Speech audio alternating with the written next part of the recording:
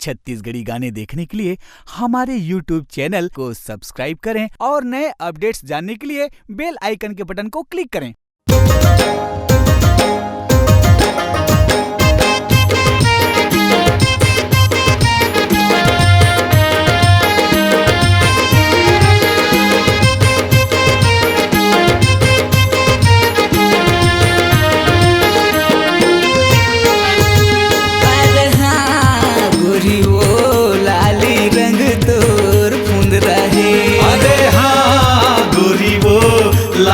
रंग तोर फुंदरा है।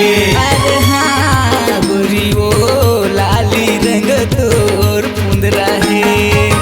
लाली रंग तोर फुंदरा है। लाली रंग तोर फुंदरा है। लाली रंग तोर फुंदरा है रानी रे। लाली रंग तोर फुंदरा है। आँखें माँ का जरताया जरताया जाए गोरी वो लाली रंग तोर फुंदरा है। आँखी मात काजर जाए, अरे आँखी मात काजर जाए गोरी वो लाली रंग तोर फुंदरा है।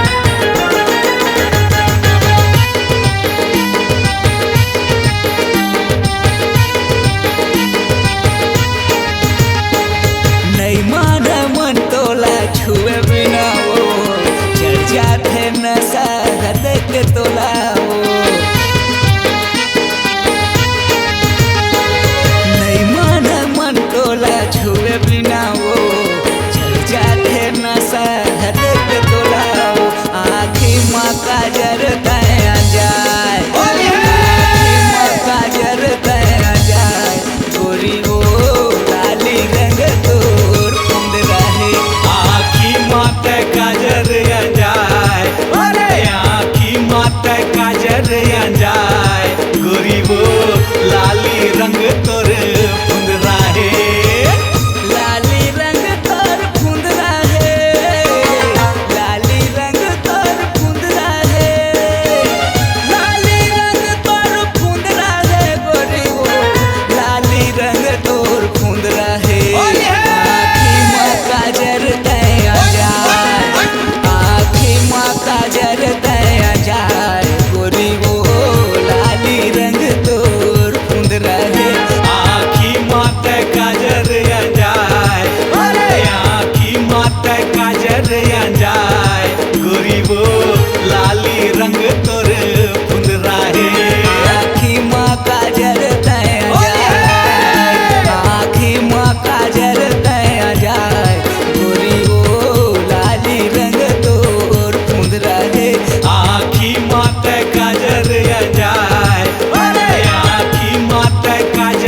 अंजाय गोरी वो लाली रंग तोर मुंदरा है।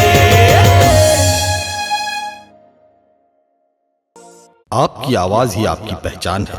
यदि आप अपनी आवाज को एक नया आयाम देना चाहते हैं तो चले आइए मल्टी ट्रैक डिजिटल रिकॉर्डिंग के लिए AVM audio video studio Khamtarai Raipur. Mobile number 9301523929 और 7869646201।